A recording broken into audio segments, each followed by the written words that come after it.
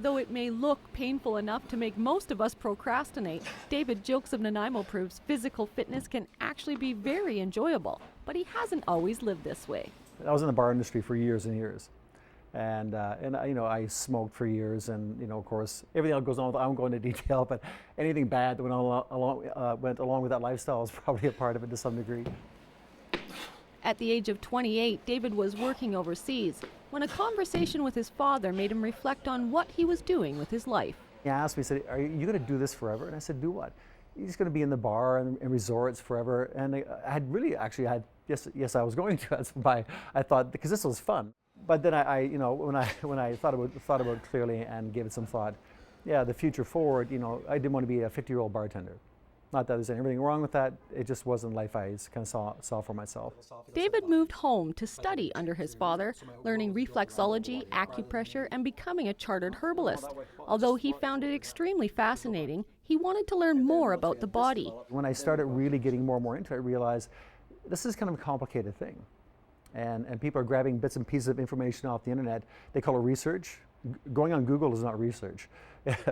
It's just called surfing. And so people are really misinformed because they didn't understand the fundamentals. Sharing the knowledge he learned with others is a big passion for David. He opened his own health and fitness center where he encourages his clients to find the why. It can be used as an acronym for what heals you. And so, what's going on? What if you don't? What if you just keep doing what you're doing? And honesty, brutal honesty, is the only way to snap yourself out of it. David explains there are much broader issues when it comes to fitness and refers to there being 3 levels. First one's sociological. All right, so who am I married to? Who am I hanging out with? Who are my relatives? What are our traditions? What are my friends? What do my coworkers do? How do we interact? What do we do for fun? That's a massive influence. And there's a saying that environment is stronger than willpower. The second one is psychological. And a lot of that has to do with self-image.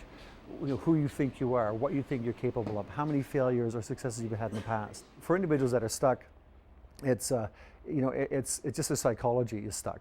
Physically, they're fine. David's philosophy has clearly worked well for him, and he takes pride in the fact that he's done it all natural, without drugs. It's like not cheating on your test. If you got an A and you got a diploma, you earned it, and there's some satisfaction that you can look in the mirror and know that you earned it. And I found that if I worked harder and I owned it, I could own this forever. But drugs are only temporary. At the age of 47, David decided to take his bodybuilding to the next level and entered his first competition. I thought about competing for years and years. But it's kind of daunting, for a man to step on a stage in a bikini with fake tan. That's a bit odd. So it was, but I figured, well, it's easier to do it at 47 than at 27. And so the first year I went up, I took first place in the Masters, so first time up. So it was kind of cool. So that, of course, kind of got me hooked. He's attended the Western Canadian Natural Championships for the past 3 years and consistently placed in the top 3. At 49 years old, he beat out much younger competition, but David says age is irrelevant. Age just means we've been alive longer to screw more things up. And I think that's the only reason numbers really mean anything to people. But if you actually do your due diligence, and you don't have to live in a gym, but you have to be consistent with behavior, you'd be surprised what this thing will do. It's a cool machine. And wherever you are, your body's doing exactly what you told it to do, whether you meant it or not. In Nanaimo, I'm Kelly Robinson.